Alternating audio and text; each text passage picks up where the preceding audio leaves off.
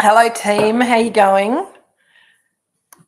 Karen, you win the prize today for being the first person to talk on the chat. Congratulations. Craig, hello. Hello, Joan. I'm sure you're there. Paul and Ros, g'day. Hello, Cotty and John. Peter and Karen. Lovely to see you. It's very nice to be back. Hello, Sarah and all the tricks. Great to see you all. My computer just did something weird, so hopefully you can hear me. Craig is the backdrop, all the fish you can catch in the creek. It's all the lovely seafood that you can eat while you're drinking this beautiful Chardonnay, I thought. But it's actually some wallpaper from a restaurant in Cambridge that I was at a week and a half ago. Good, excellent, Peter and Karen. That's great. I thought it was so gorgeous. I forgot to take a photo of the actual restaurant apart from the wallpaper in the toilet. But it was so good, it was worth it. How's everyone been? I hear that Kay ran a fabulous tasting for the chosen few last week. Leonie was telling me how brilliant it was, Kay. So well done, and thank you for filling in for the week last week. I think I'm sorry that you didn't have more people there, but we'll try and give you a bigger shout out next time anyone comes to do a guest appearance. What are we doing? We're drinking Chardonnay. Let me. I've got Jill's apparently cooking me some prawns in there. I was going to cook them before I started, but she said no, I'll do it. And now she's having a bit nice chat with Richard and Sue. So there might be some prawns. Hopefully you guys have got something to nibble on. Hello, Linda. Linda's about to go overseas. Linda and I like doing tag team. I arrived back last night. She flies out. When do you fly out, Linda? Sunday evening, I believe. So we're just having a little tag team together, which will be great. Okay, Peter and Karen had to go to a friend's book launch and the 4G wasn't good. Oh, that's a shame. Anyway, next time. I hear it was a very interesting tasting in Kay, that you had a lot of cool stuff to tell people about Barossa Shiraz versus Argentinian Malbec. I think it would have been great fun. I was hoping to tune in on some of it, but I was on the tube and I also couldn't get a connection. Anyway, now I'm back in my normal space. I don't have, I don't know if Shell and Andrew are here tonight. They haven't checked in yet in the chat, but many of you will remember that Shell sent me a light to give me a bit better lighting in winter, and I've just got a new computer and I can't plug the light in anymore, so it's a bit dim, I'm afraid, but you'll just have to enjoy the mood lighting. Chicken sandwiches, good work, Craig. Hello, Jeff, how you going? Are you flying solo tonight, or is Sue back? Still a bit dehydrated. Shell, g'day. I think I need to get some wine in the glass. So let's have a look. We're having the Devil Bend Creek 2023 Chardonnay. Now, this is even rarer than the Pinot Noir that we had a few weeks ago. 2023 Chardonnay we made, I think we made 200 cases, which you can imagine didn't go very far amongst all of the people who wanted to buy it. So I think Leonie's got about 3 bottles left in cellar door. So you're very welcome to go and see if you... Oh, excellent work, Jeff. I reckon... Oh, Cotty using up Katarina's backlight. How delicious. Yum. Thank you. Thank you, Shell. I do my best. Putting the lid back on. Not quite sure why I'm doing that, because Richard reckons he's going to come out and have a glass at some stage soon. So I'll just pop that there because he will no doubt come and retrieve it. I have put mine... Craig was asking if it should be decanted, and I haven't decanted mine, as you saw, but I have put it in a big glass. So that's my little mini personal decanter. Jeff, you behave yourself. A whole bottle to yourself? That sounds very dangerous. There we go. Beautiful. So I'm sure the wine will go amazingly with the chicken sandwiches. Did I recommend chicken sandwiches? I think I was going to, and then I kind of went down the whole prawns and little chicken bits on the barbecue or whatever. But I think this sort of wine is always brilliant with a good chicken sandwich, and it's just such a lovely, young, juicy, crunchy, delicious Chardonnay. I think it's going to be lots of fun. 2023, as you know, it's only a year old. It got bottled in January, and we released it 2 weeks after we bottled it to our distributors.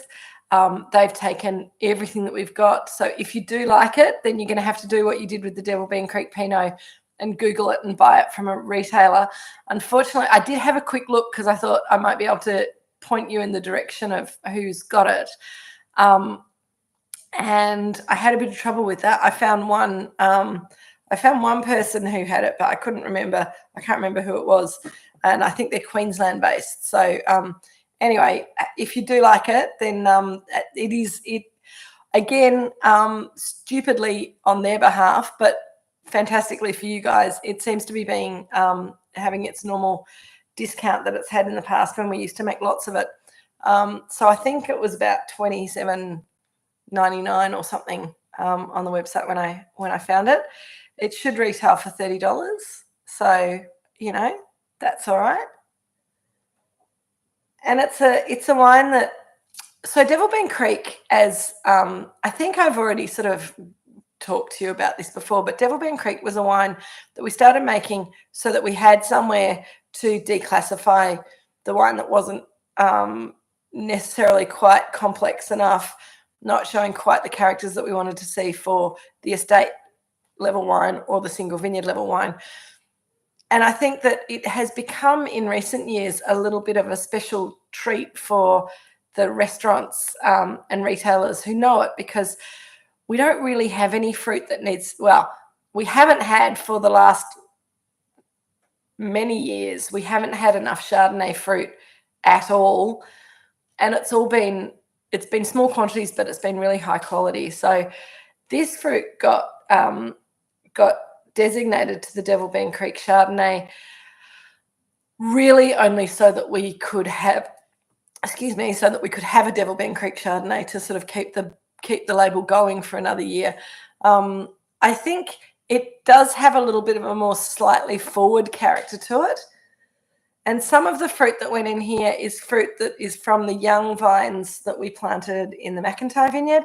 And some of it is the first of the Chardonnay fruit that we got from the garden vineyard. So it's still young.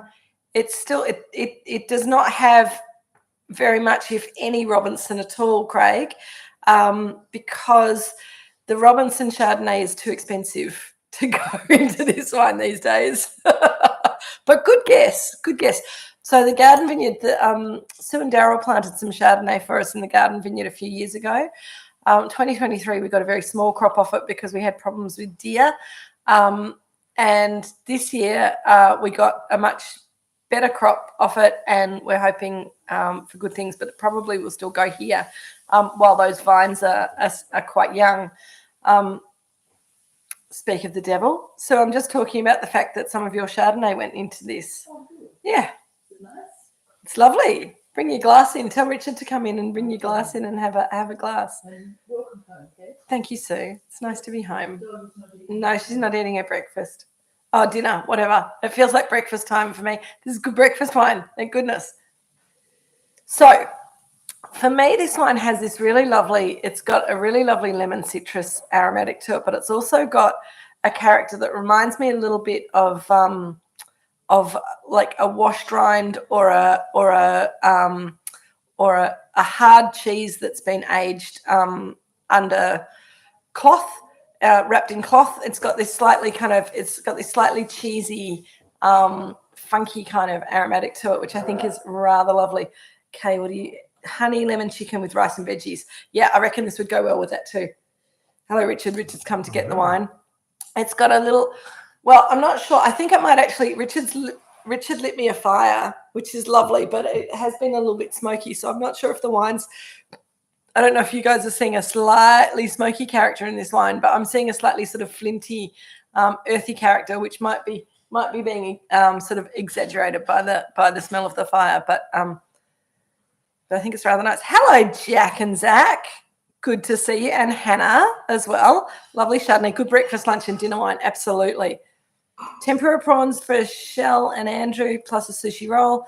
The miso glaze, mustard mayo on the roll makes the wine peachy and sweet. Perfect. Okay, I think it's probably from the fire then.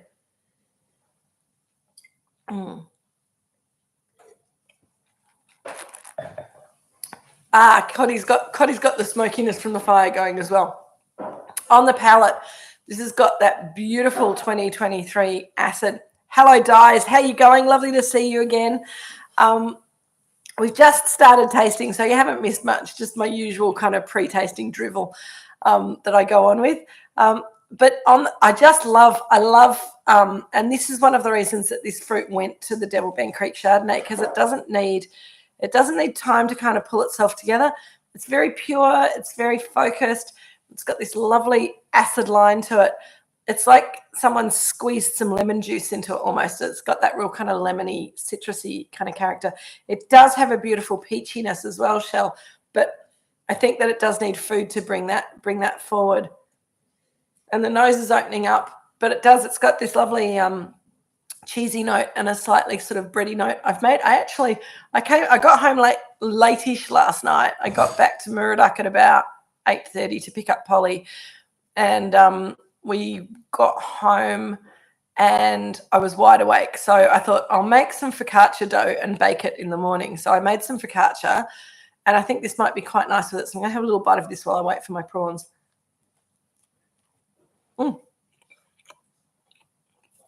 Just really nice sourdough base, salty top, bit of rosemary.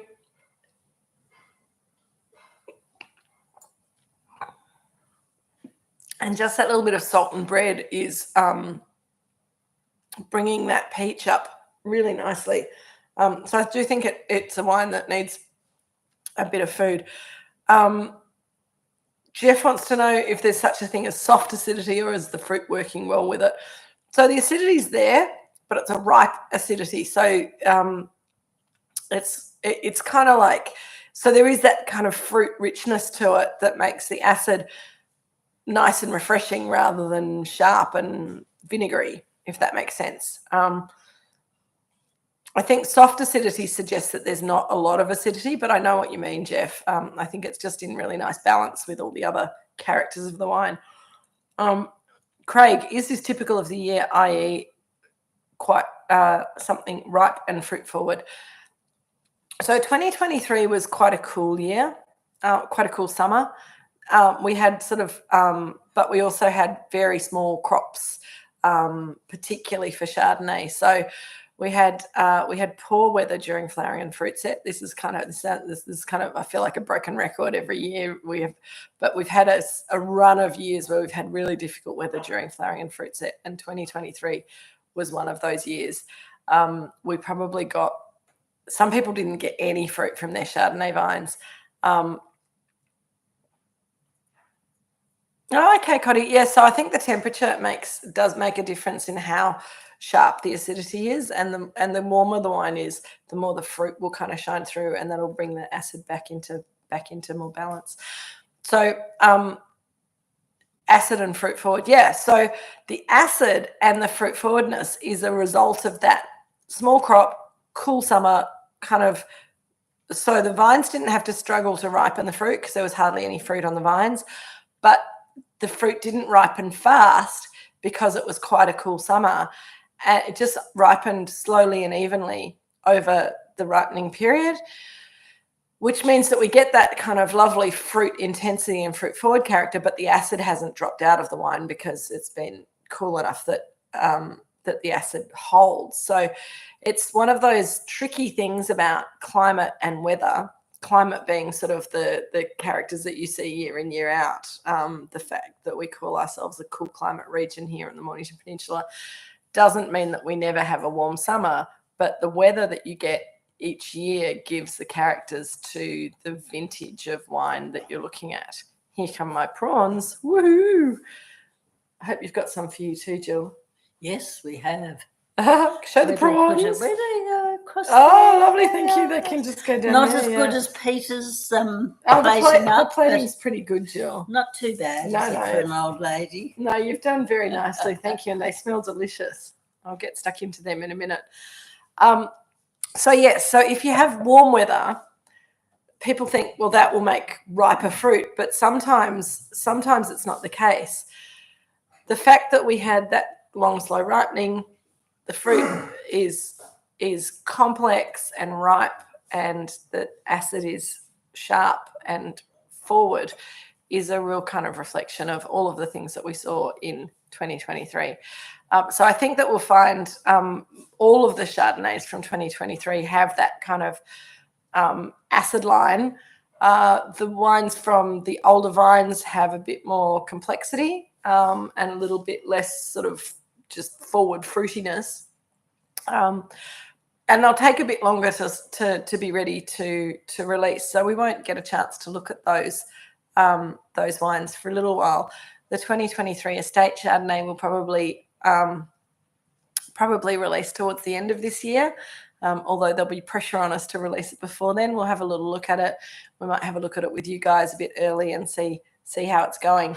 And the single vineyard Chardonnays will be releasing towards the end of next year. So this wine is unique in our Chardonnays, that it's kind of pretty much ready to go as soon as it went into bottle.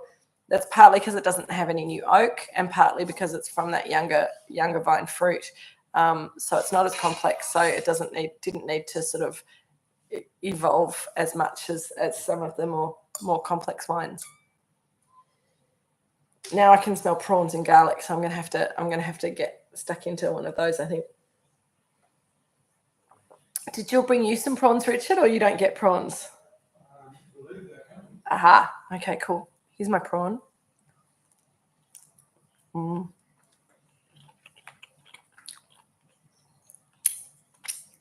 So I just marinated them this morning. Yum. The prawn's got that real kind of nutty character to it. I marinated them in some olive oil, some pepper, and a couple of cloves of garlic for a whole mess of prawns.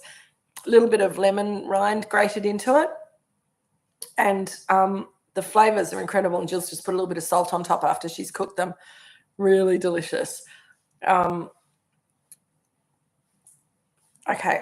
Cotty's asking, Dad, you'll be able to answer this question. I think I know the answer.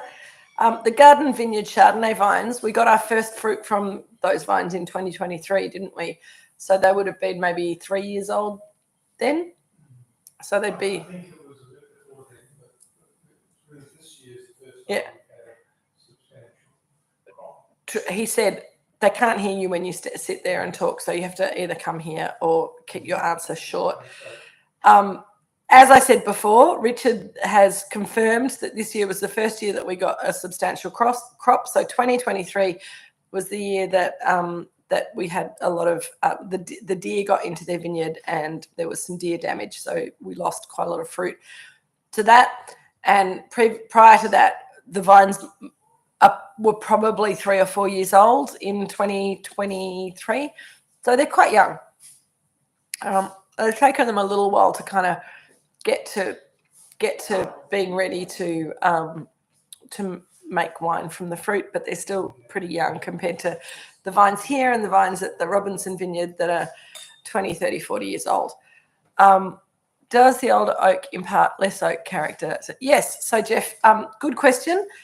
Once oak barrels are a couple of years old, you really don't get any oak flavour from them. So this wine has only been in old barrels at probably 8, 9, 10 years old. We've got a really good system of keeping the barrels clean. So they're clean, but they don't have any oak flavour to impart in the wine. And so what the barrel does is it just allows the wine to sort of breathe a little bit. And that means that we lose a little bit of the fruitiness. We gain a little bit of texture and complexity. But as you can see from this wine, it's still pretty fruity. And that's because it's young, and really all it had to offer was fruitiness at this point in time. So enjoying that fruit forward character in the Devil Bend Creek Chardonnay is the best way to enjoy this fruit. Craig wants to know which of our Chardonnay vineyards is the oldest and how old. That's easy, Craig. It's the McIntyre Vineyard, and the first McIntyre Vineyard Chardonnay was planted in 1983. So that's now 41 years old. And we've still got, so we've replanted about a third of that original planting nearly 10 years ago now.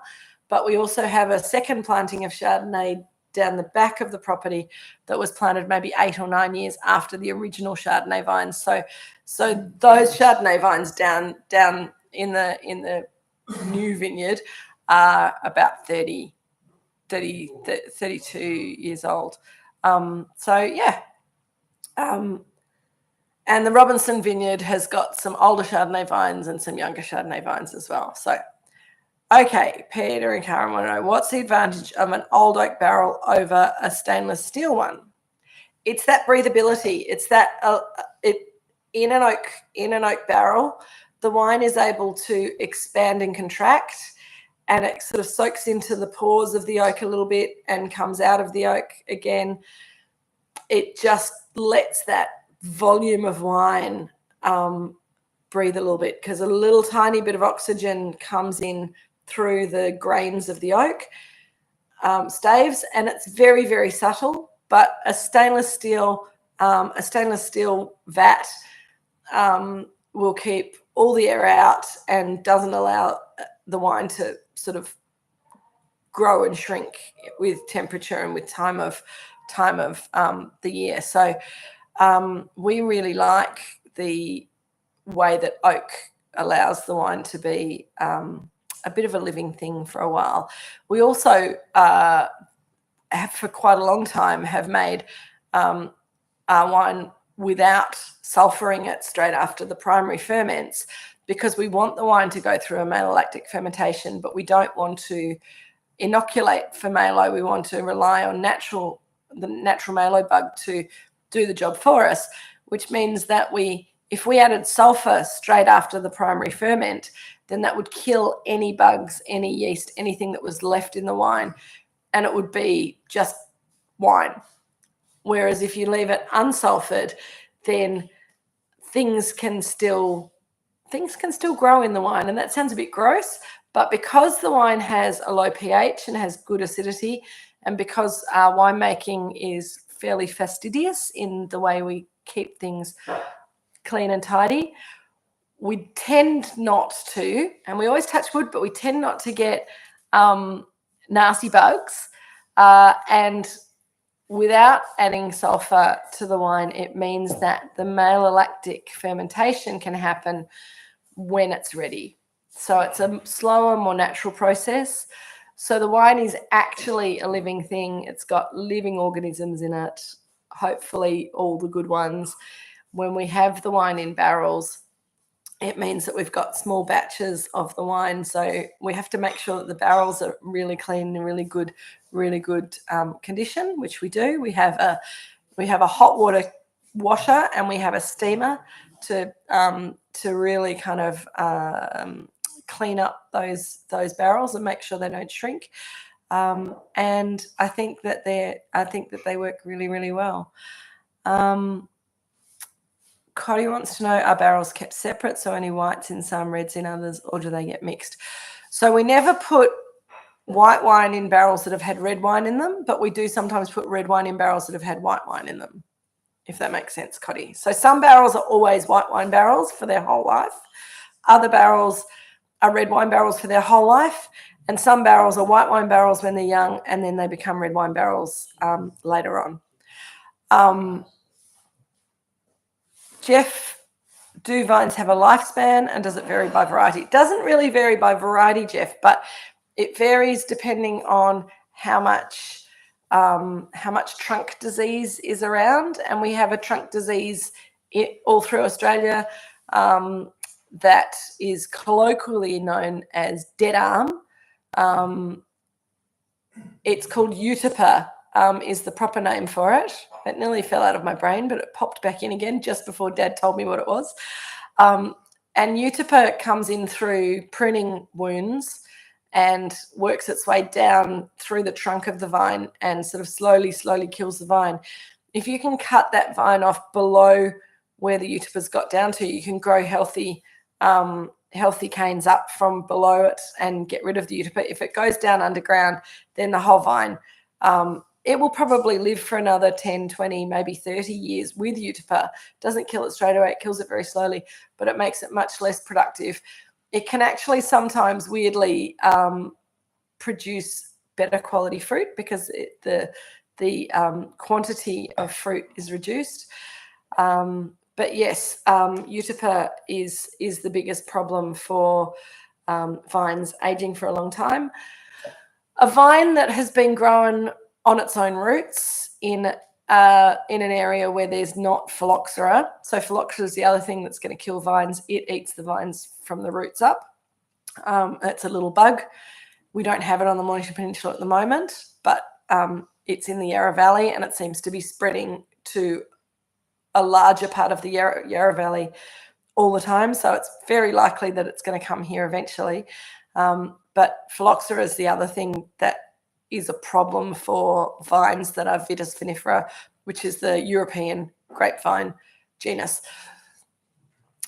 If you want to avoid that problem, then you can grow Vitis vinifera grafted onto American rootstocks. And the American rootstocks are immune to phylloxera because phylloxera came originally from America.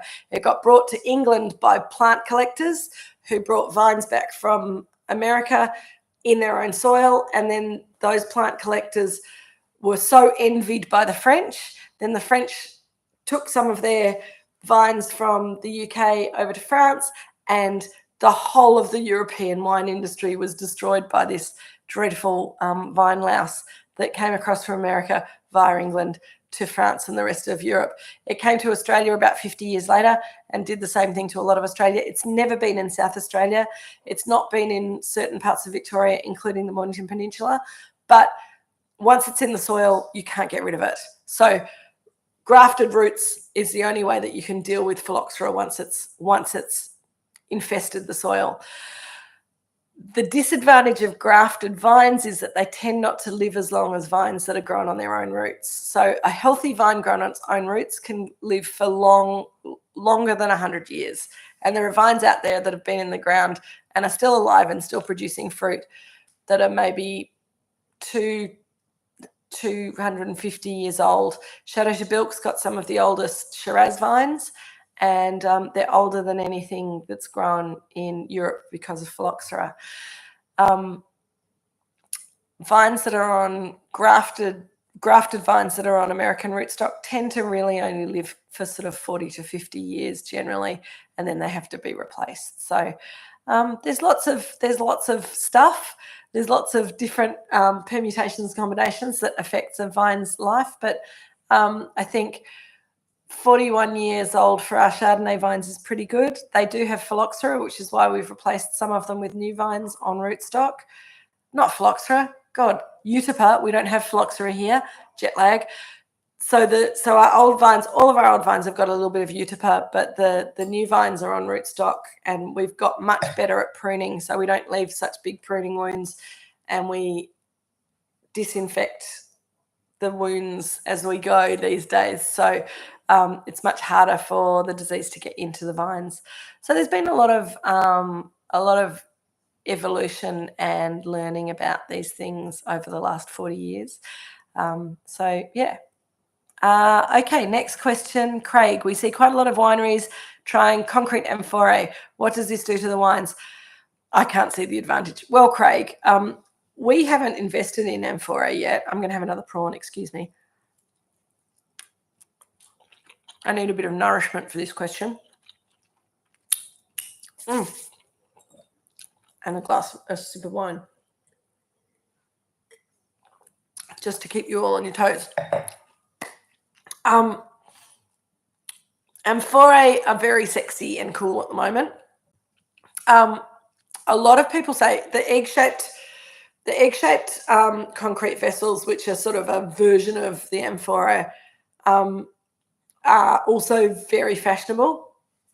And the idea is that if you're fermenting white wine in one of these, apparently, and I'm not sure how they know this, they might have put a little camera in there or they might have x-rayed the amphora, but they reckon that the shape of the egg or the shape of the amphora makes the wine travel around as it's fermenting and create a spiral shaped vortex on either side of the up the sides and back down the middle. So apparently that does something to polish the wine on the concrete. This is what people tell me. And so you get a slightly slipperier, less fruity, more minerally wine as a result. Now, this is why people that I've spoken to are using the concrete amphorae and the concrete eggs. I think, again, concrete does allow, if the concrete's sealed with wax, then it doesn't allow any absorption of the wine. But a lot of people are using unsealed concrete because they actually want the flavour of the wine to be affected by the concrete, and they believe that it gives it a more minerally, stony character to it. So you lose a bit of fruitiness, you gain a little bit of minerality. I'm not sure how this is kind of verified, but I must say that our friend Barney Flanders makes a concrete vessel Chardonnay, which is far and away the steeliest, flintiest, stoniest, most minerally of his Chardonnays, and it does have a very different flavour from certainly from new oak, but I think it's different again from old oak. But whether that's partly to do with the source of the fruit or whether it's all to do with the concrete vessel, I have to question him a little bit more closely about that. But I think it's interesting. I'd be quite interested in playing around with concrete, but it's very expensive. So I don't think we'll, on a whim, I don't think we'll be investing in concrete anytime soon. We quite like the vessels that we've got at the moment. And I'm not sure if Dad's convinced by concrete either. There's a bit more research to be done. So Craig, I'm sort of on, I've got my feet on two sides of the fence with this. Part of me is a bit cynical and not so convinced. Another part of me I've tasted a couple of wines that have a sort of a polished character to them that kind of works with the idea of the concrete polishing the wine. But I mean, I think that could be a little bit fanciful. I'll come back to you on that. Okay, Trofeo has the terracotta amphorae, and it's a very clean palette, quite different from Moorooduc Estate. So terracotta amphorae are different again. They have to be sealed because terracotta is not a very hard substance. So they're sealed on the inside, which means that you don't really get, as I understand, and I'll probably have someone coming back and telling me I'm completely wrong now, but I think that they have to, I think that the terracotta has to be sealed. So it's a bit like stainless steel in that way, but maybe not quite as pristine. Peter and Karen, you need to become a clone now to protect from phylloxera. It just takes one idiot walking in the vineyard with infected soil on their boots, someone bringing fruit in a truck that's got soil on its wheels. I think it would be lovely to think that we could keep phylloxera out, Peter and Karen, and we'll do everything that we can to do that. But it just takes one person doing the wrong thing to bring it to the region, and then we're all done. Leonie, hi. Do you think there are any really good unoaked Chardonnays out there? So I think it depends what you mean by unoaked Chardonnay. So a lot of people would say this was unoaked because it doesn't have new oak, but it's been fermented and aged in old oak. So it's sort of not unoaked, but it's neutral oak. A lot of Chablis is made in the same way as this. It's fermented in oak barrels or bigger format vessels that are made from wood, but it's very old wood, so it's not giving the wine any wood flavour. Other Chablis producers use stainless steel or concrete, and so they're unoaked Chardonnays, and they're pretty delicious. I can't think of any Australian Chardonnay that has been made in stainless steel that really excites me. And I think that part of the problem with the whole unoaked Chardonnay thing is that back a ways in the Australian Chardonnay history, people were trying to make Sauvignon Blanc like wine out of Chardonnay, and it really doesn't like being made that way. So super fruity, no complexity in Chardonnay can be not very sexy. Cotty wants to know if concrete leaches lime, and your concrete water tanks do. I don't know, Cotty. Maybe that little bit of lime in the wine is giving. I'm not sure. I'll have to do some more research and come back to you on that. Because we haven't really been that interested in doing concrete fermentations, I haven't really looked into it in big detail. These little prawns are delicious. Sorry for shoveling them in my mouth.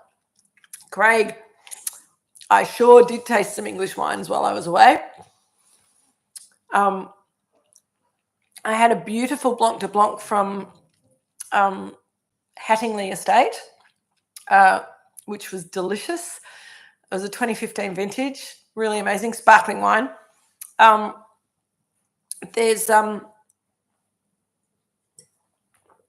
number of estates that are making table wine these days in the UK. And I went to one last Thursday, and I can never remember the name of it, so I'm going to very quickly look up the photo that I took of their sign when I was there. Here we go. And I did it. It's called Pencroft. And I couldn't tell you where it is. I think it's Hampshire, possibly. Anyway, I went there in between a lunch and a dinner that I did for our good friends at Cavist. Hi, guys at Cavist. I know you won't be watching, but maybe one day you'll watch us back. And the Cavist guys have been amazing supporters of Moorooduc since we've been in the UK. And they're doing a function this weekend, I believe, or maybe it was last weekend. No, I think it's this weekend. At this winery. So we went over there. I had an hour to spare in between the two things. So I got taken on the little trip, and the winemaker's assistant gave us a lovely barrel tasting. I didn't get to taste any of their finished wines because we were in a bit of a rush. We did a lovely barrel tasting with some really interesting Chardonnays, a couple of really delicious Chardonnays, and a couple of really interesting Pinots, which I think still showed that England's pretty cool for table wine.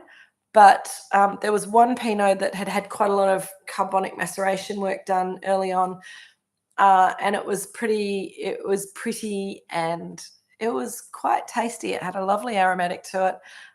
It was light and lifted and had a really nice texture to it. So I think England's starting to do some really cool things with table wine. There's a lot of people still growing and making Bacchus, which is a cross which was developed in Germany for really cold, wet climates. And the wine from Bacchus is fine, but it's not very exciting. It's kind of light and flowery, but I think some of the Chardonnays coming out of England, not just the sparkling wines but table wine, I think are pretty exciting, and there are some pretty tasty ones. And people tend to be doing good things with not going too hard on the new oak, which I think is something that's a temptation in a newish area, or when people are starting to deal with Chardonnay, they tend to go a bit hard with the new oak and overwhelm the flavour of the Chardonnay. The ones that I've tasted as finished wines over the last couple of years have been pretty well balanced. A couple that are a bit oaky, but I think there's a lot of money and a lot of effort being poured into the English wine industry at the moment, and the wines are not cheap, so they've got to be good. So it's pretty interesting. We're not going to see any of them in Australia for a really long time because they're made in really small quantities, and the English are drinking them with huge levels of enthusiasm. They're being very patriotic, And I think that's how it should be. I think it's wonderful that they've got a wine industry for themselves now. And the place that we went to had this cute little cellar door. It was in sort of a hut, and they did tastings, and they're getting it all set up for summer. So they're going to have meat smoking and fire pits and all sorts of stuff. So I think that cellar door tourism side of things is really important for the English wineries, and I think that they're starting to do that really, really well as well. Leonie has said that Kooyong's got concrete for the single vineyard Chardonnays. Yeah, I knew that Kooyong had some concrete because Sandro was pretty into it for a while. I think he bought, when he was at 10 Minutes by Tractor, he bought a bit of concrete for them as well. So there's quite a bit of it out and around and about. As I say, we're not investing it anytime soon. Doesn't mean it's not interesting. It's just not part of our current plan. We like our very unsexy stainless steel fermenters for our red wine, and barrels work really well for our white wine. So how's that Chardonnay going? Is everyone finished yet? It's opened up and warmed up a lot in the glass. I'm going to have a tiny little bit more. And that white peach, and there's just a tiny bit of almost honeydew melon coming forward in that wine now, which I think is really lovely. It's still got that little bit of saltiness. It's almost, it doesn't taste like cantaloupe, but it tastes like that, what's it called? Prosciutto, that Italian ham. You know, Italians love to do ripe cantaloupe with prosciutto wrapped around it. And there's something about this wine that's got a little bit of that kind of salty ham, sweet melon juice kind of character to it, which I think is rather lovely. It would probably be a really nice match to prosciutto and melon as well.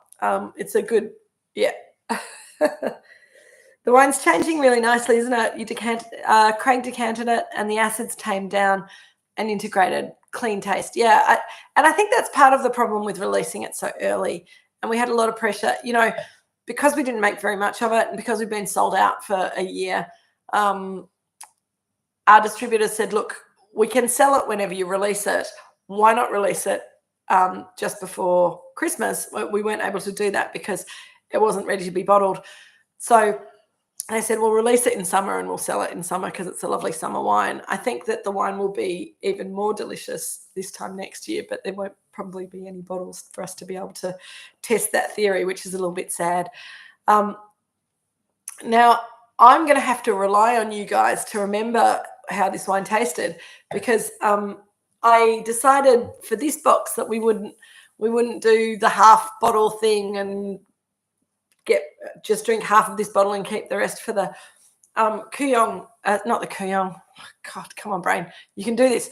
Cumu River Village Chardonnay that we're tasting next week, which is also a 2023. Now, Cumu River is, I think I've spoken to you about them before, but Cumu River is one of my favourite Chardonnay producers in the world. Their Village Chardonnay is sort of their version of Devil Bend Creek. We're going to have a bottle of that next week. So you have to remember what this tasted like. And so put that in your brain, put that in your memory. We're going to have the Cumu River from New Zealand next week to compare with what we've just tasted this week. Craig wants to know if there's still a Chardonnay shortage. There sure is, Craig. There's a huge Chardonnay shortage. It's really depressing because Chardonnay is looking so good. And everyone wants some. So while I was in the UK, I did a lot of tastings around and about. I've been telling them for the last 6 months that they need to order the wines that they want to sell after I've been there, because there's not going to be very much left. And I had a number of people say to me, well, we can still order these wines, can't we, when our customers come back to us and say that they like them? And the answer is, well, not really, not with the Chardonnay. We've got a little bit of the 2020 Pinot that we've put aside for the export market. We've got a little bit of the 2021 Pinot Gris that we've put aside for the export market. 2022 Estate Chardonnay, a bit more difficult, but we'll do the best that we can. I think that it will be. I think that it will be a problem of Chardonnay shortage for quite some time to come, which is a little bit sad. But it just means that we have to make sure that we grab it while we can. As I said, if you want some of this Chardonnay, jump online, find someone who's selling it, get the best price that you can, because that's what it's all about. We literally have a couple of bottles left here at Cellar Door, and we'll be putting those into our museum so that we can have a look at it in 10 years' time and cry about the fact that we didn't keep more back. But I think it's a beautiful young wine to drink now. And I think it's going to be a gorgeous wine in the future. But the estate wine and the single vineyard wines take priority, and so they will also be they'll also be beautiful wines down the track that we'll look at together sometime in the future. Craig and Kay, you're taking your notes. It's going to be good. I just won't be able to remember what this wine tastes like, except that it was delicious. It does pay to belong to Drinks with Kate, Craig. That's absolutely right. And it'll become hopefully more and more valuable as time goes on. So, it's just lovely to have the chance to share this wine with you guys. I am winding up because I'm starting to lose my mind. I've also been talking for 45 minutes, which I reckon is pretty good for Miss Jetlag Kate. I can see my eyes are starting to look a bit slitty as well on the screen. So I am going to leave you all to it. Enjoy the rest of your Chardonnay. I'll see you again this time next week. Thank you for joining me on the Anzac Day. And it will be, I'm so glad that you enjoyed it. It was a bit technical, wasn't it? Thank you, Kay. Thank you, Jackie. Thank you, Cotty. Thanks, everyone. It's been awesome. Peter and Karen, thank you. Enjoy the rest of your evening, and I'll see you all again next week with the Cumi River. Thanks, team. Cheers. Great to be back.